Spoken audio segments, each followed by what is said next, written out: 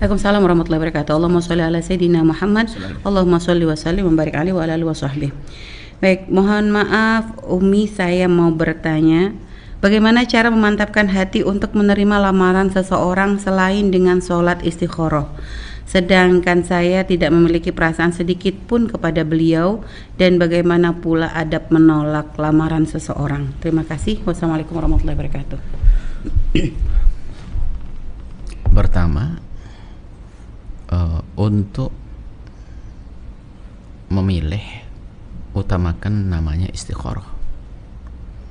Istikharah itu artinya apa sih? Minta petunjuk kepada Allah agar dipilihkan. Setelah kita sudah istikharah, maka ambil langkah di esok hari. Apakah maju atau mundur, itulah pilihan Allah, insya Allah. Apakah Anda akan memutuskan untuk menerima atau Anda menolak? Dahulukan dengan memohon istikharah itu. Akan tapi sebelum istikharah ada dulu muqaddimah. Muqaddimahnya adalah, apakah ada dua muqaddimah. Yang pertama adalah, apakah orang itu layak maksudnya secara zahir ya, layak atau tidak untuk kita. Kalau tidak layak, ya jangan beristikharah. Kalau tidak sesuai secara zahir, ini masalah macam-macam, kafa'ah segala macam. Yang kedua adalah namanya istikharah, jangan sampai didahului oleh rasa senang berlebihan, mencintai, bahasa kita adalah. Akan tapi kalau namanya kagum dengan sifat, bisa saja perilaku oke. Sebab kalau sudah didahului oleh rasa cinta, maka istikharah kayak apapun juga mengarah ke sana, karena sudah dikuasai oleh apa yang ada di dalam hatinya. Nah, di saat dia sudah seperti itu, misalnya kalau tidak layak, ya nggak perlu istikharah. Misalnya, mohon maaf, yang melamar Anda terbukti dia adalah, mohon maaf, dia biarpun dia bisa tobat, dia pemabuk, pejudi dan sebagainya, sudah, ngapain istikharah kan? Tapi kalau ternyata dia baik, dia orang yang soleh, biarpun saya tidak senang, ibaratnya begitu, Anda tidak senang, tapi dia layak, dia baik, dan apalagi dalam hati Anda tidak berlebihan mencintainya, atau juga tidak membencinya, wajar saja, normal. Baru setelah itu Anda melangkah kepada istikharah. Nah, di saat beristikharah itu minta petunjuk kepada Allah Subhanahu wa taala. Baru setelah itu Anda akan tidak harus melihat mimpi.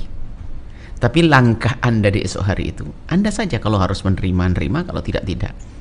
Bisa jadi kalau Allah tidak menghendaki Anda dengan dia, biarpun Anda ingin menerima aja saja, sebab kegagalan Anda untuk menerimanya. Ataupun Anda ingin menolak, ternyata juga, yang penting jalani saja, begitu saja. Nah, kemudian apakah di saat seseorang menerima harus ada rasa cinta dan senang? Oh tidak. Cukup mungkin untuk dicintai, sudah cukup. Mungkin untuk kita menuangkan cinta kita kepadanya. Artinya kita mencintai layak. Tadi. Biarpun belum ada cinta. Jadi bisa jadi misalnya dia orang soleh baik. Mungkin kalau saya mencintainya. Tinggal nanti kita kosongkan hati dan pikiran kita dari selain dia. Tidak ada bayangan-bayangan hayalan ke sana. Maka mudah kita fokuskan, kita arahkan hati kita kepadanya. Kita renungi dia sebagai seorang suami, sebagai orang ini, Anda renungi. Dan Anda akan tumbuh cinta itu. Bersama berjalannya waktu, ada pengabdian, ada anak, akan cinta. Bahkan dalam kaidah sederhana adalah bangunlah pernikahan, bangunlah cinta di atas pernikahan, bukan bangun pernikahan di atas cinta. Seperti itu. Kalaupun ingin menolak, Anda bisa menolak mungkin dengan bahasa yang lembut.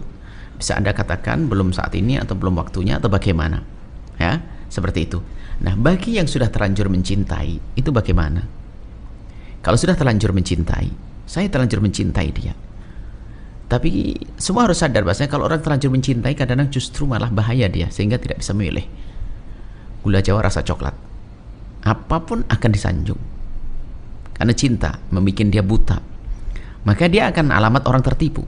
Maka dia perlu kejujuran, mustahil pendapat dari orang lain dan sebagainya, orang tua, keluarga dan sebagainya.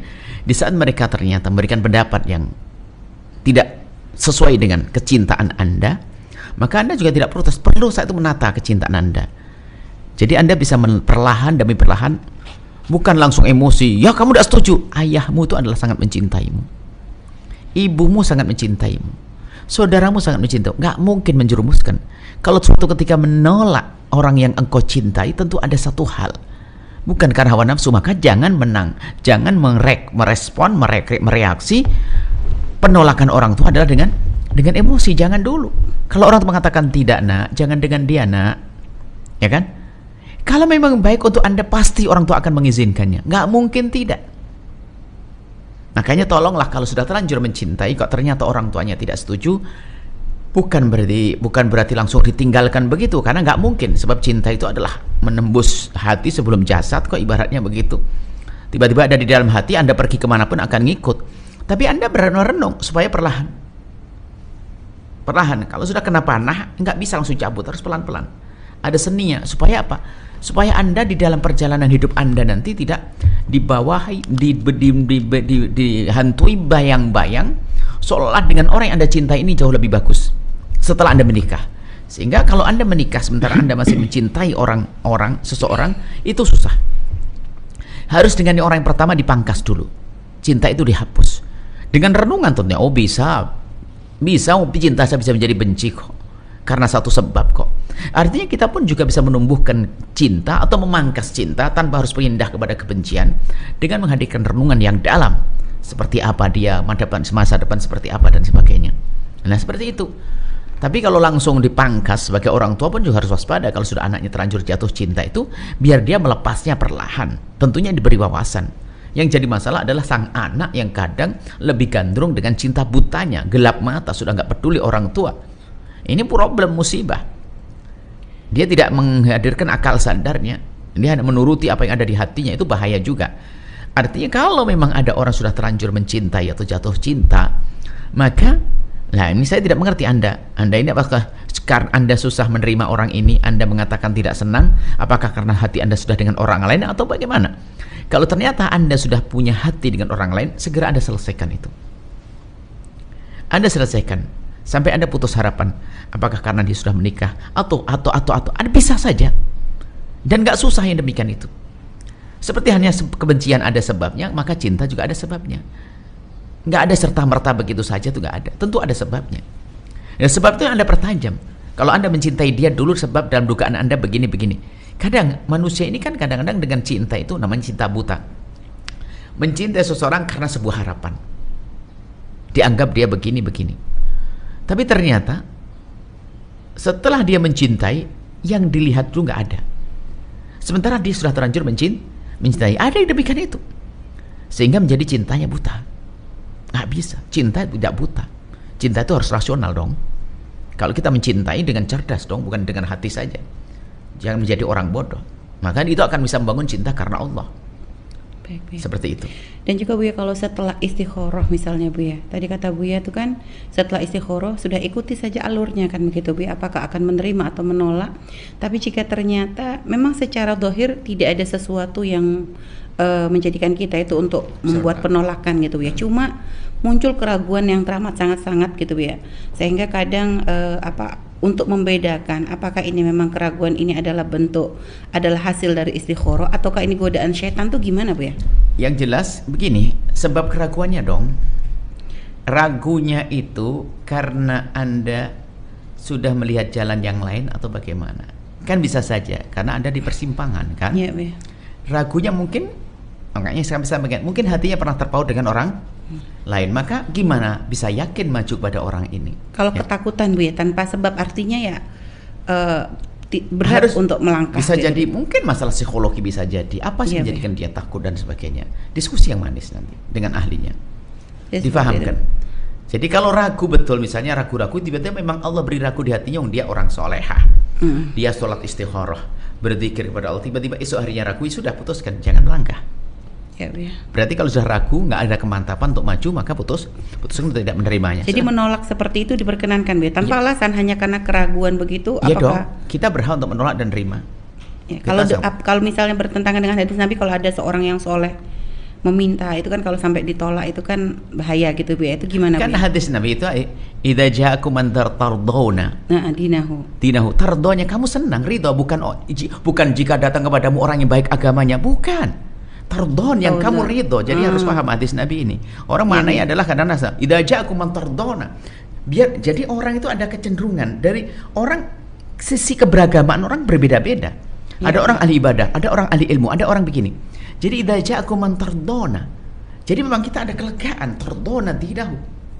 Memang orang itu sisi agama baik, tapi saya tidak ridho. Bukan dari keagamaannya, hal lain. Jadi harusnya tardon. Jadi takbir nabawi, takbir cerdas, takbir luar biasa. Jadi bukan idza ja'akum mutadayyinun. Bukan, idza ja'akum man tardawna dinahu, seperti itu. Baik, Bu ya. Dan juga untuk ini juga banyak kasus yang sering ditanyakan, Bu ya.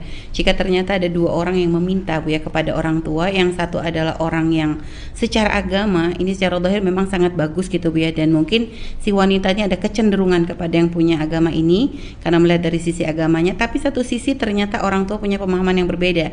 Sehingga mungkin yang dipilih oleh orang tuanya bukan yang lihat dari bagus agama, tapi dari ekonominya misalnya gitu, Bu ya. Nah, ini sebagai anak yang harus dilakukan seperti apa, Bu ya? Tadayun itu kan ada dua macam, ada tadayun ma'rifi, ada tadayun amali ya. Iya. Tadayun itu ada orang beragama itu dari sisi ilmunya saja. Tapi dari sisi mana seorang menilai? Kadang-kadang oh ini agamanya bagus. Kenapa? Dia pintar ceramah dan sebagainya. Loh, itu kan pandangan orang. Iya, Bu ya. Belum tentu.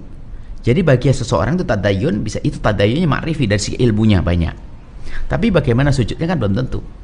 Ada sisi lain adalah yang tadayunnya adalah memang amal, ya kan? Jadi memang dia ibadah. Ini cara pandang ini bermasalah loh pada akhirnya nanti. Ada seorang wanita yang mungkin dia sangat pandai, senang beribadah, ya kan?